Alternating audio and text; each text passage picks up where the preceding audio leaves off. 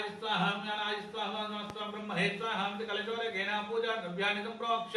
ఆ కలశం నీళ్ళు అన్ని పూజా ద్రవ్యాల మీద పూల మీద అన్నిటి మీద చల్లిన తర్వాత మీ శిరస్సు మీద చల్లుకోండి దేవుని మీద చల్లండి पूजा द्रव्याणि संप्रोक्ष देवानां संप्रोक्ष आत्मानां संप्रोक्ष तदनंतरम इदे महागणाधिपति पूजनं च करिष्येनः మళ్ళీ అక్షరాలు తీసుకోండి ఇక్కడ పోక ఖర్జూరం మీద వేయండి గణపతి